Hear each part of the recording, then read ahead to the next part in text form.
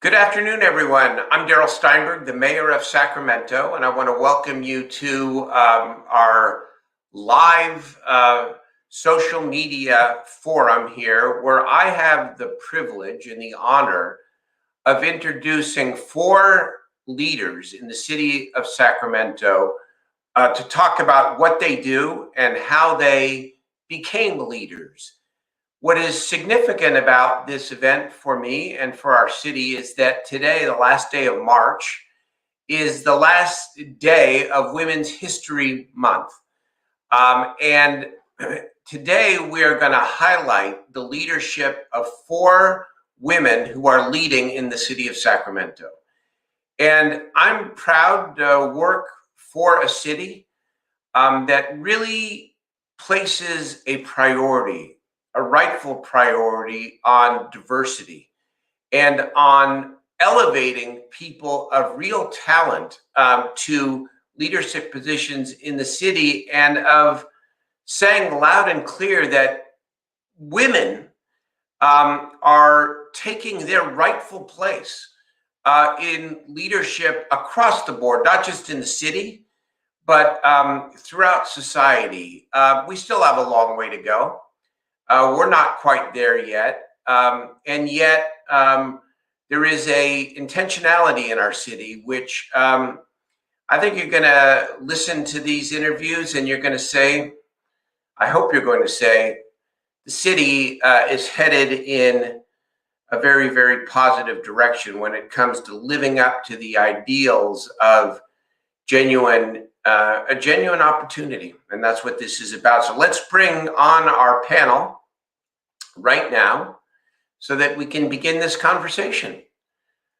Let me welcome to the StreamYard here four outstanding leaders. And again, the four of you are really representative of even broader leadership within our city. But I'm really pleased to be with four people who I have such great respect for. Dr. Nicole Clavo, who is the director of the city's Office of Violence Prevention. Welcome to you, Dr. Clavo. Jennifer Venema, who is, quote, the interim director, but the leader on the city's climate change efforts. Dr. Leticia Watson, who is the director of our Office of Public Safety Accountability, very, very important office in the city. And Jennifer Wyatt, who is the manager of the city's active transportation programs. Welcome to all of you. And thank you for spending, this hour with me and with what I hope are a lot of people out there watching. I want to begin by giving you each an opportunity to take, 5-10 minutes, whatever you want, to talk a little bit about what you do. And what your responsibilities entail. And then we'll get into a little bit of a conversation about leadership and about obstacles and about what it took for you to get to your position and what message you have for other women, especially younger women out there who aspire to leadership positions in the city or in our community. Thank you for being with me. Well, why don't we start with Dr. Clavo? You have been with the city a relatively short time, but you have been a leader in our community for a long time. Tell us a little bit of your life story and how you got to lead this important office in the city. Well, let me see. I landed in Sacramento in November of 2009, coming from being a chief negotiator with the California Correctional Peace Officers Association. I ended up in the city by way of building collaborative relationships, partnerships, working along the side of you, Mayor, and many others in our great city after the death of my son in November of 2015. It's been, I think, 8 months maybe since I've been here, enjoying every bit of it and thrilled just to be a part of the city of Sacramento. What does the office do?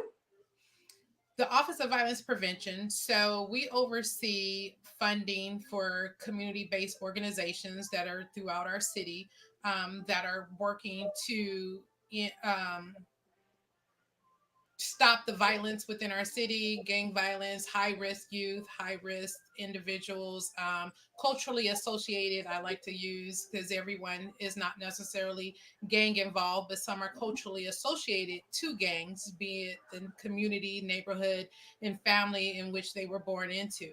So, working closely with those organizations, collaborating with them, building a synergy throughout Sacramento, trying to end silos in our city that we have too long worked within, and just try to continue to support them from a city level versus the community advocacy level I had been on prior to.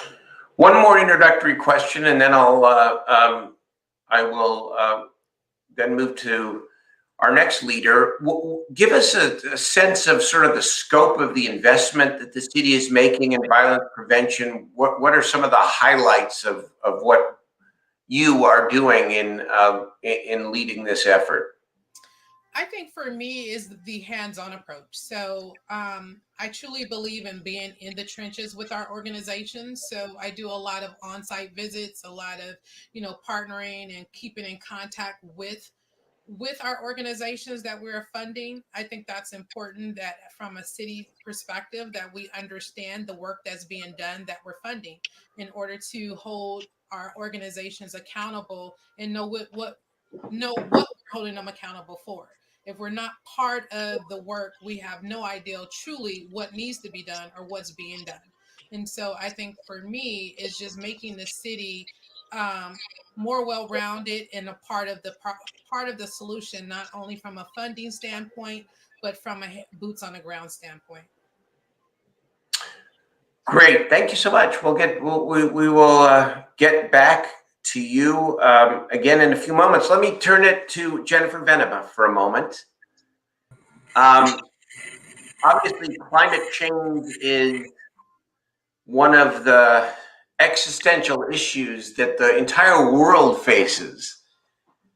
What are you doing, and how are you leading it at the City of Sacramento to make sure that our city is on the forefront in terms of leading and setting the right kinds of examples for others? It's a great question. Well, I think for me, it really does come down to leading by example. And I will just say, I mean, the problem is so monumental, but I think what's exciting about tackling climate change is it's really about doing all the other parts of what the city does well. So it's how we look at work holistically. And so just quickly, in terms of my background, I was born and raised in the Central Valley. And just since we are in this space to really lift up women leaders, I also want to really acknowledge all of the strong women in my life. My father did pass away when I was young at 12. So I was raised by my mother, grandmother. My extended family was very involved. My path to get into climate change went by way of community college and college transfers before I got into really the environmental space, doing consulting for local governments. And I've been here in the city working at the city for 5 years and living in Sacramento for over 6 at this point. And I think what keeps me hopeful despite these world crises is the fact that we are doing so much with your leadership, Mayor, with our staff at the city. I really am inspired and believe we can deliver change at the local level. And I honestly think that's what got me through so much of the last 4 years. And I remain optimistic, and I'm excited to continue to work for solutions. So to bring it back to my job, it's really about ensuring that we as an organization are ready and prepared, that every job is understanding how it relates to these bigger crises and challenges of climate change. It's really part of how we all do business. And then it's ensuring we have those right policies and programs in place for how we invest and drive improvement in our community. Give a lead example of something that you're working on that is cutting edge? We're working to electrify buildings. So bringing forward an ordinance that will require EV infrastructure and new construction, and very soon to follow, bringing council an ordinance on how we're going to get gas infrastructure out of new buildings. So this reduces building costs, means we have cleaner air in the homes that we breathe. So it's healthier living environments, and it's drastically reducing emissions from the built environment. Thank you.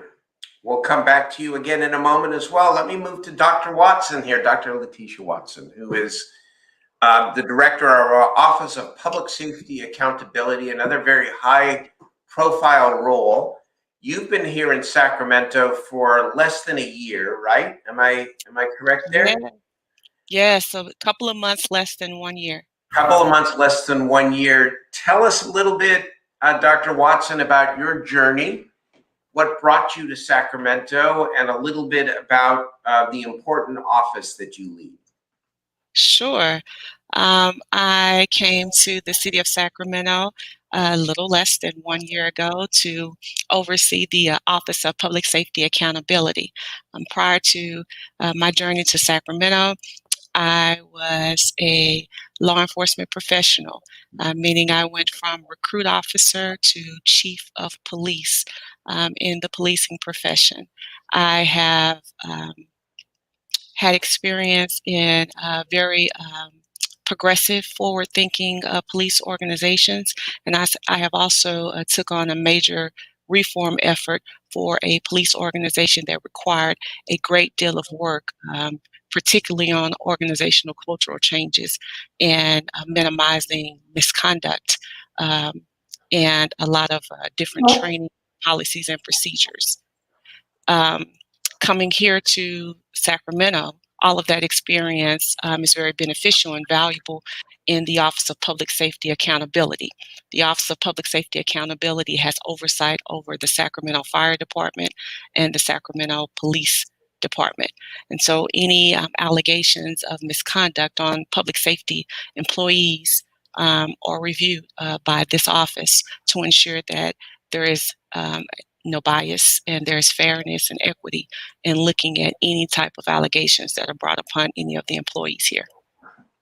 Tell us about your effort to bring to the city an Office of Inspector General and what that means for the city in terms of how it reviews alleged police misconduct.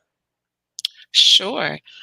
This is an exciting time for the city because there are several different historic scars and tension between the police department and the community members. And so the goal, of course, is for the office to be a catalyst of change. And in that, we're going to have to do quite a bit of work with reconciliation and reform within our city and with our community members to ensure that they have substantial feedback that can be provided and the things that they wish to see throughout our public safety organizations come to fruition. So the Office of the Inspector General, it broadens the authority of the office. It broadens the scope. Initially, the Office of Public Safety Accountability was review focused, meaning looking at all allegations of misconduct and reviewing the completing investigations by internal affairs. What the Inspector General position will do is it will also put the office into a investigative focused office as well. So there will be two arms that you would say would fall under the office, review-based and investigation-based. So the Inspector General will respond to any incident that involves the Senate Bill 1421 that was passed in the state, and meaning that any officer-involved shootings or any incidents that involve serious bodily injury to the public, the Inspector General will complete an independent investigation of the police department in order to provide the fact findings publicly to the public, to the City Council, to Mayor, to the Sacramento Police Review Commission as well, to ensure that we have another layer of someone outside of the police entity looking at the same offenses, the same serious offenses that have caused a lot of heartache when you talk about police uses of force. Good, thank you. Thank you. I know you came to the city during a very, very challenging time for not just the city and the country, and appreciate you explaining to the viewers how the office is growing and changing to meet the need and to meet the moment. We will get back with some more in just a moment. And last but certainly not least is Jennifer Donlin Wyatt, who just a little background. I had in the mayor's office another woman leader named Jennifer Gress, who was led my climate change efforts, and so we always referred to the three Jennifers, all sort of involved in the same space and the same leadership. And Jennifer Gress went on to work for the governor and the Air Resources Board, but we still have two Jennifers, and in great leadership positions. And let me turn it over to you, Jennifer Donlin Wyatt, to talk a little bit about your career arc and what you are leading now. Great. Thank you, Mayor. So hi, everybody. And I'm really honored to be here with this panel today. It's inspiring.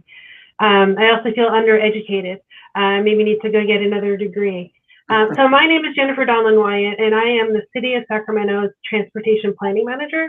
That means that I oversee the long-range planning team for transportation in the city, which includes the active transportation team, as well as the Vision Zero program.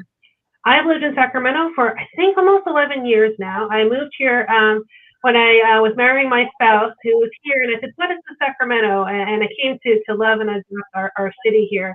I've worked for the city itself for about 4 years now. I was hired as the active transportation person, so a lot of people think of me as the bike lady.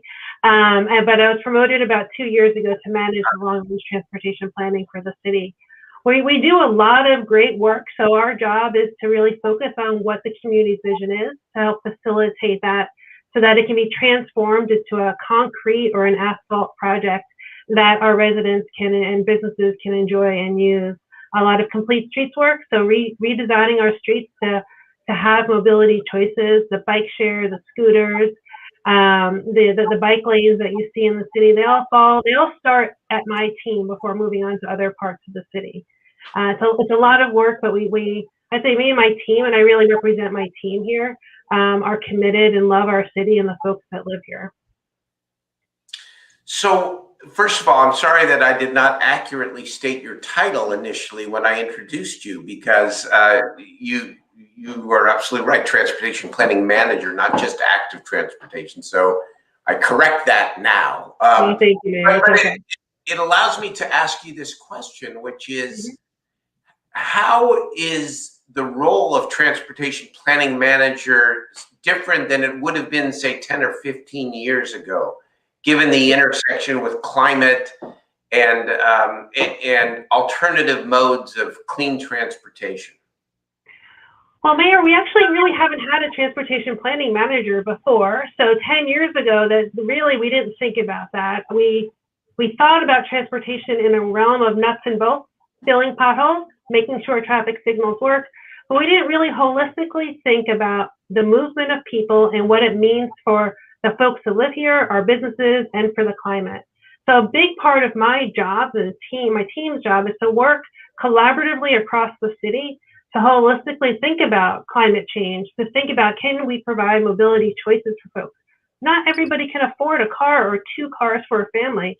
And so can we make it a reality that folks can take transit, which is a climate-friendly way of moving around the city? And so I actually work closely with Jennifer Venema. We were always collaborating on projects to really think about, well, how can we provide mobility choices for folks who either live here or come to our city? It doesn't have to be a standard car. Can it be an electric car? Can it be on the bus? Can someone choose to walk or roll rather than doing that? Because if we don't provide those choices, we're all going to fall to the same choice, which is our own personal vehicle, which is not so great for the environment and not so great for traffic safety. City of Sacramento continuously ranks as one of the worst cities in California for traffic safety. You can go to visionzerosac.org to learn more about our program there. Very good. You know, as we're beginning this conversation with the four of you. I mean, even though the subject matter is somewhat discreet, everything revolves in the city now around inclusion and equity, not just the fact that you're women leaders, but that the mission of your work is about reaching out to communities and neighborhoods that have been disenfranchised and making sure that equity is infused in all of the work that you do and all the work that the city does. So this is Women's History Month, and you're women leaders, and I want to just see if we might talk, I don't know, kind of frankly, in a safe, call this a safe public space. A lot of people watching. What, as much as we take pride in our progress, where do we still have a ways to go when it comes to attitudes, when it comes to opportunity, when it comes to obstacles? As you think about your own career path and even what you deal with today in a large bureaucracy or even out in the community, what are some of the challenges, the difficulties, the stereotypes that you still feel are out there and that need to change? Who wants to try that one first? Safe space. That's a heavy question, Mayor. It's a heavy question. Come on, you know what? And the thing about the city is that it's the kind of question that I want to invite an honest answer to, because there's nothing wrong with speaking honestly about where we need to go, and safely. I'm not asking you to say anything or that you're uncomfortable with, but just in general, with as much specificity as you can. Go ahead, Jennifer. Happy to just throw this out there. I feel really lucky, privileged as obviously a white woman. And then most of my early career experiences were under women leaders and managers that kind of fought on our behalf. And so I didn't have to feel a lot of that burden of pushing past gender or race norms. But what I have observed coming to the city, I think especially in these new and emerging areas, is that I never could have started at the city and developed these job skills. I only came in after the fact, after working for years in the more nimble private sector. And I think something we're trying to think a lot about are those workforce pipelines. We've taken great steps with the race, gender, equity action plan effort that we're kicking off internally at the city, but I think about it a lot in terms of climate. How do we create those pipelines within our organization? I'm hopeful that our classification study of all the city's jobs is helpful, but right now we don't have a lot of those clear trajectories to keep talent or to spur it appropriately. Thank you. I think that's really, really insightful. Anybody else? Go ahead, Dr. Clavo. You see me over here biting my lips, right? I know. Go. So, for me, as in, since we're having this open, honest dialogue, right? So for me as a Black female, with letters behind my name, which I don't really, consider, I don't put as much weight on it as others may. And coming from male predominant professions, and I don't want to speak for Dr. Leticia Watson, but I'm sure she, coming from working with the Department of Corrections, coming from my military life, as a Black female, I've always felt like a second class citizen. I never felt my worth, or that my worth was really appreciated. And what I brought to the table, be it by experience or education, was at the same level as someone who didn't look like me, right? So for me, that has been a challenge, I think, in my career path, and not one that's held me back, because I refuse to give in to that. And I'm still going to do my best and put my best foot forward. But I still think we have a ways to go in that equity for women overall, and then for Black women as a whole. I watch the young women and young girls that still have to come up behind us that have to still look for that first. We're still achieving first in 2021. We're still we're still in the first category. Why are we still having these experiences where it's just not, um, Jennifer times two was hired for a position. Are we still putting it was a black woman or it was a black male, the first ever, or even in today's world, we have our first Asian, right? We have our first, we're still having first in 2021. And so for me, as a black female, as a black woman, being part of leadership of the city, I just hope that I could be that example, be that positive, vehicle of change, and bring new experiences. Well said. So we want to get beyond the first, is really what you're saying. So where it's not noteworthy anymore that women are consistently find themselves in top leadership positions And respected for our ideals and our contribution, and not overlooked, and not getting the credit that's due. Thank you. Dr. Watson? Dr. Clavo spoke on some very impactful things. Being in the law enforcement profession, um, there are definitely challenges when you are a female. From the moment you step foot into the police academy, and they just seem to what do you call quadruple when you decide or you make the decision that you want to move up the ranks in leadership positions.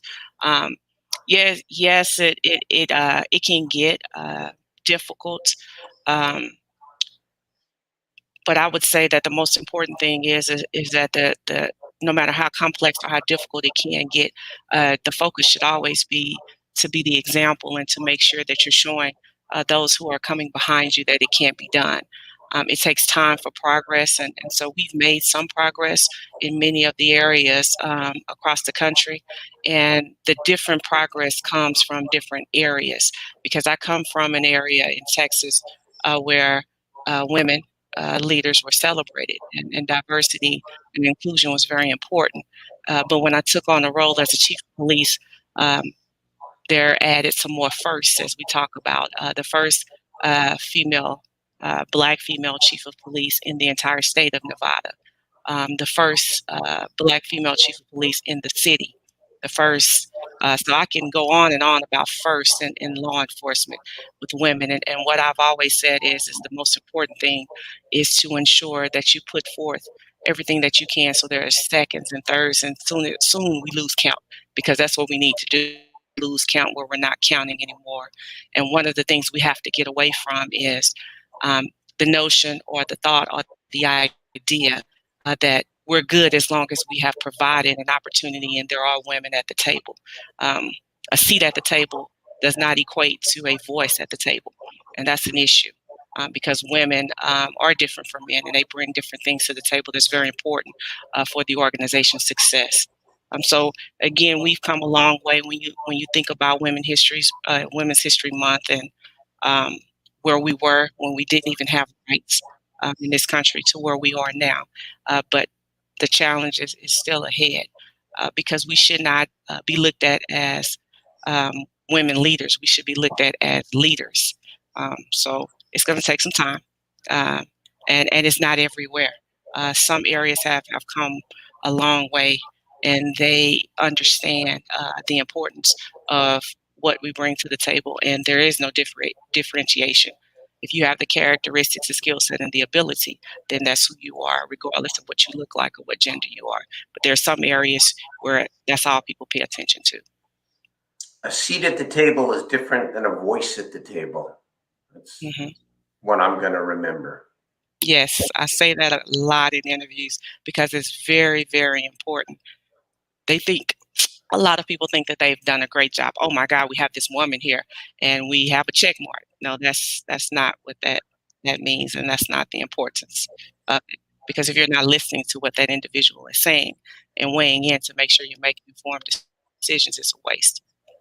So is a little dangerous here, not to gender stereotype, but do you find that some men in leadership positions don't do enough active listening? The So answer to true. that one, yes. Yes. Right. Yes. Active listening. Jennifer Donald, I wanted to see if you had anything you wanted to add to that question. Yeah, thank you, Mayor, and thank you, everybody. I think for key in the world that I work in transportation, it's very much a male-dominated field, and it does not reflect the beautiful cultural and gender diversity in our city. It's pretty homogenous, and so it's challenging for us to plan for mobility if somebody's never had to shuttle kids to school and daycare. It's challenging to plan for mobility if you've always had a car and you don't understand the needs of a car-light family that has to take the bus. And so I think that some key things to think about is really diversifying our workforce, but also changing how you get into our workforce. And so I have a master's in city planning. I didn't learn anything from my work profession in my master's program. Everything I learned was on the job. And so do we really need those degrees, or can we open up our field to really think about getting folks in who couldn't afford to go to college and train them on the job just as I got trained on the job? Because I really think that will help really engage our workforce and bring up folks from our communities so that we represent our communities in a better way. So I'm struck by what you just said, and comment Jennifer Venema made earlier about what I would describe as career pathways, and starting earlier than just the entry level position or even the leadership position into a city structure. How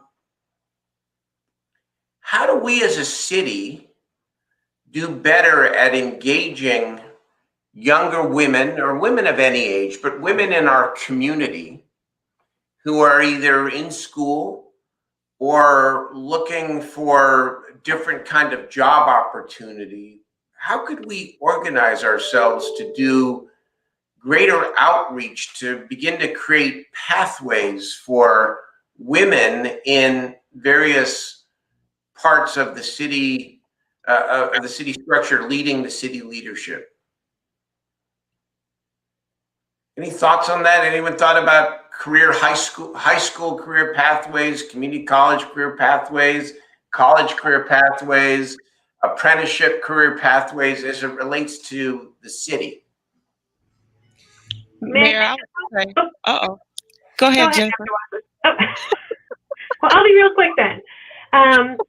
So that has been a goal for my group at the city. Is the first thing is to develop relationships with our communities rather than relying on the most vocal folks that we hear from the most often, but really doing proactive work and engaging our communities.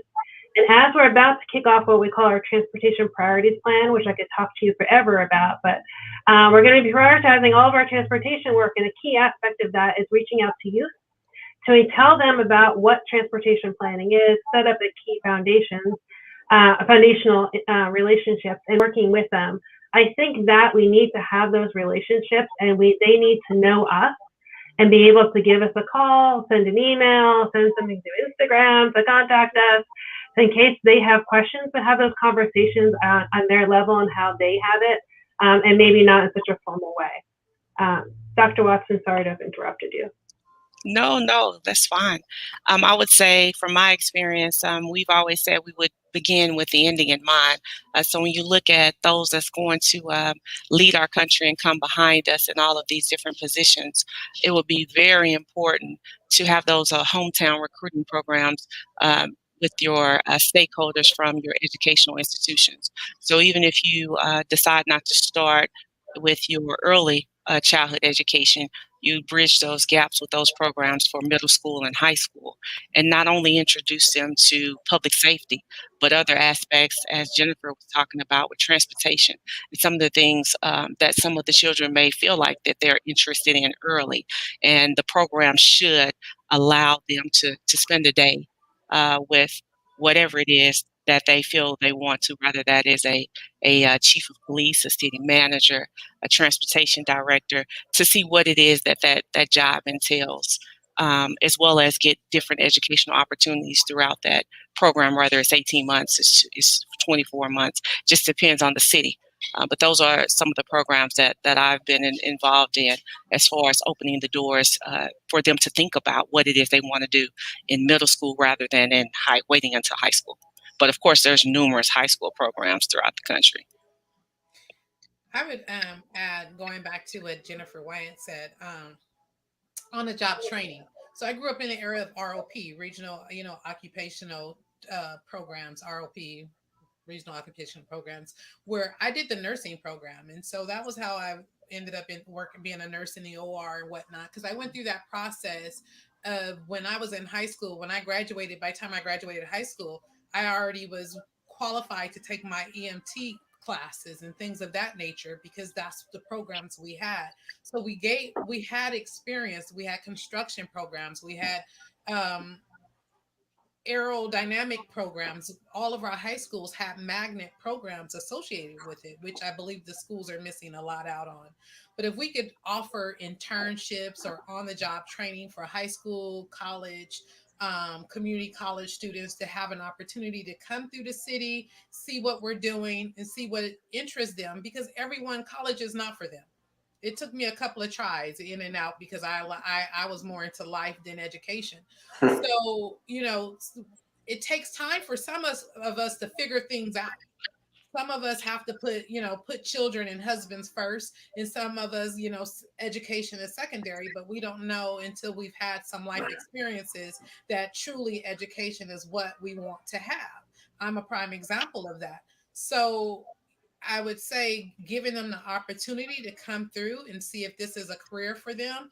If this is something they're interested in doing, letting them have a little hands-on in whatever field it be, whether it's transportation, whether it's with Dr. Watson, with Jennifer V, or myself, or any of the other departments that are within the city, and just opening their eyes to things and opportunities they never knew they could have.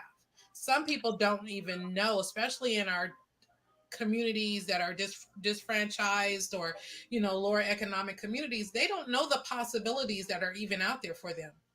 They don't know that they could come to the city and retire at 55 to 62, those age frames. They don't know these things, because they don't have anyone in their life plan to teach them or educate them of these things. So just providing them opportunities in those conversations in high school would be, I think, a great opening to a great door. Well, maybe yes. Go ahead, Jennifer. So go ahead. I'll just add there, before we moved on, I really wanted to add, I love this dialogue, and something I know another woman leader at the city has indicated, Christina Pallone, our workforce development manager. We have no apprenticeship program at the city, and we have jobs we can't fill: tree trimmers, street light shop. Why don't we have an apprenticeship program or something to get folks in place? Let's step up our internship program. Maybe there's a way to get folks into a temporary capacity learning on the job, because we have needs, and there's a real opportunity if we bring thoughtful programs to bring these opportunities to the communities most in need. I know City of Oakland has something that I've admired, where they do this in the climate space, and I think it's a way that we could really connect some of the dots.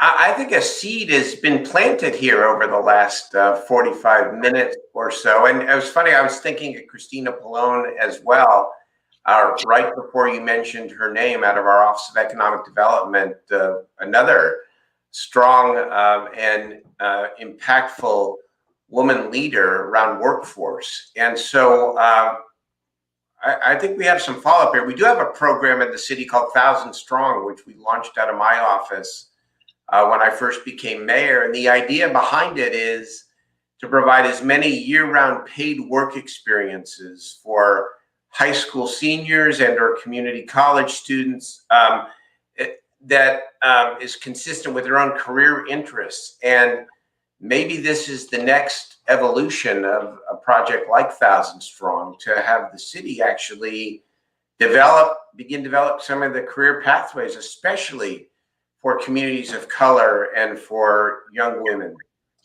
I think that is great. We're at about 40 minutes, so let me begin to wrap this up a little bit.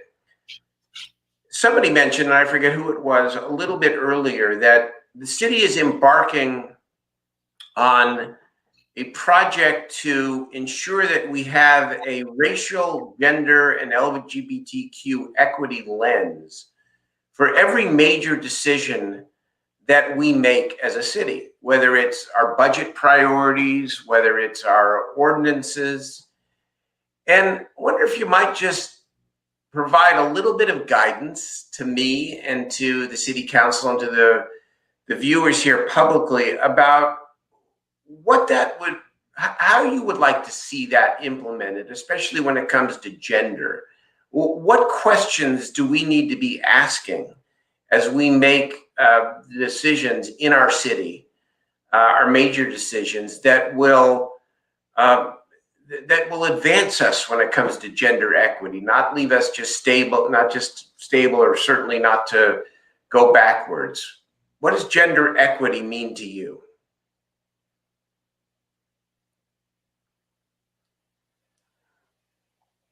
I ask these tough questions, I know. Can we just all echo what Dr. Watson said earlier, that it's not just having a seat at the table, it's having a voice that's listened to at the table. And I think we're making headway, but I'm interested in thoughts from the panel. Yeah, I mean, again, the idea is to ask the right questions when we are making major decisions. So what question do we need to be asking when we're making a budget decisions, for example, to put money into this program instead of that program, this area instead of that program, as it relates to gender equity?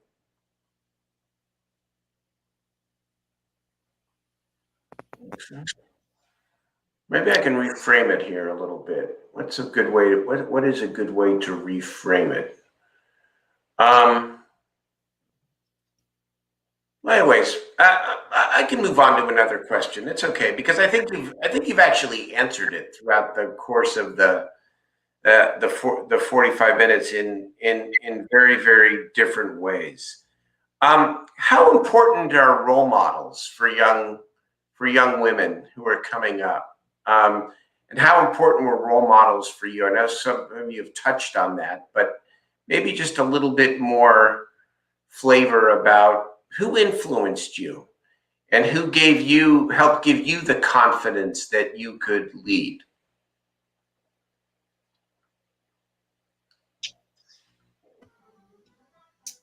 I think for me, my both parents. I was raised with both parents, and my mom had a very, very, very, still does, and my mom battling dementia, and it shows even more that her personality is just like totally off the chain. So very strong woman. My dad was career military, so he was gone a lot, 32 years in the Navy. And so he spent a lot of time out to sea to keep us kind of stationary, in our life. But I watched my mom lead the household, and I watched her, take care of everything while he was gone. And so although we had a dad, we knew our dad and parents was married, my dad was out to sea a lot. He was on carriers most of my childhood. And so to watch her, handle from the finances to our education to the home and, ensuring that we were okay was, she was a go-getter, and she didn't pretty much take nothing, and she was the disciplinarian where, when daddy came home, it was just whatever you want, baby. What did mama say? Everything was deferred to her.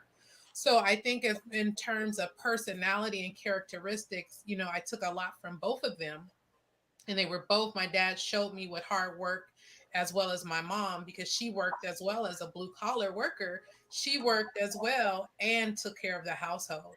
And so I think just seeing their work ethics, seeing their values. I was raised Catholic, and seeing their values and having those values instituted into my life, and having a moral compass, ethics, and work ethics as well, just told me I didn't really think twice. It wasn't a conversation. Well, what do you want to do when you graduate? It was automatically known I was going to college. That was, I didn't have an option. That was what it was going to happen. And so, just having and then having positive friends. My parents' friends were more, I called them, bonus mom, bonus dad, uncles, aunties. We were, it was la familia, really.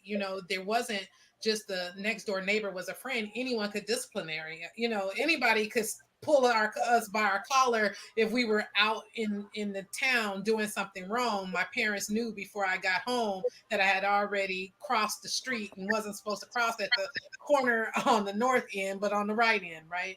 So I think just having positive role models set such an example. And if you don't have someone in your life that you can look up to, that can, hold you by your hand, or just pick up the phone and call you and tell you that, these are things you should consider, not force on, but consider. These are your options. These are things. Write down your goals. Create a 3, 6, 8, 18-month plan. I tell youth and even adults that I work with still to this day, if you can't see the goals that you want to achieve, you can't achieve them.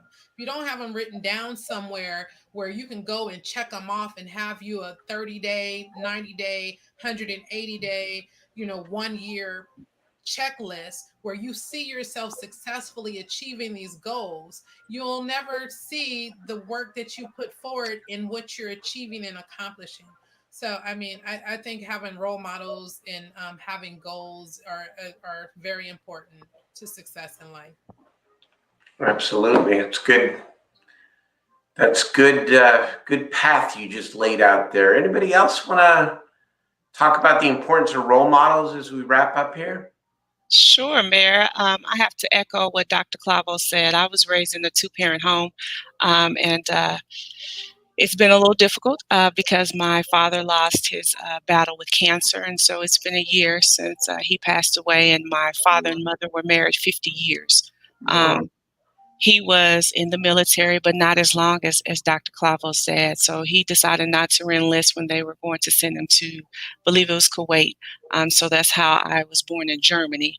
All that traveling that the U.S. Army put the family through. But when you talk about role models and parental upbringing, it was very key in the accomplishments and the things that I'll say that have been very significant in my life.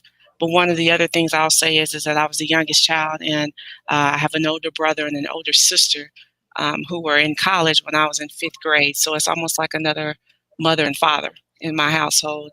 And watching the oldest, which is my older sister in corporate America, again, very beneficial for me to see what a beautiful professional woman looks like, watching my sister as well.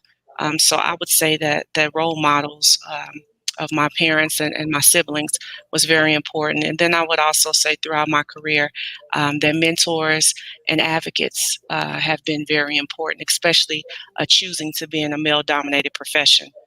Having those mentors and those advocates have been valuable. I would definitely say that, and making sure that you stay humble, regardless of any accomplishment that you have, and staying centered is very important. And then just always believing that if it's something that you want to do, you need to put the work in to do it. Don't expect anything to be given to you. Is something that I was told by my father all the time.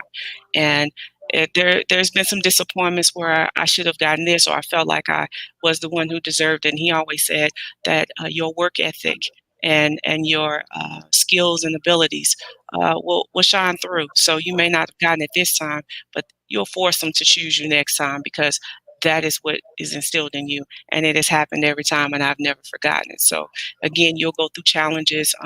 It's ups and downs in any profession that you choose. But if you stay on to what it was that you were raised to do, morals, character, integrity. The things that you work for, you will accomplish. I love it.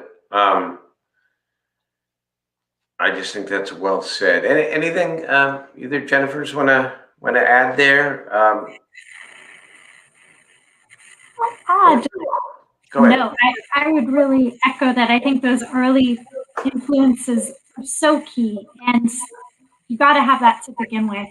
And then on the more recent end, just reflecting on what I experienced with the city, just really do want to commend the mayor and the council, our city manager, Howard Hand, where I think I felt very supported as a woman, and I haven't felt the disadvantage from our leadership at the city. So really want to thank you all for setting that tone and supporting us.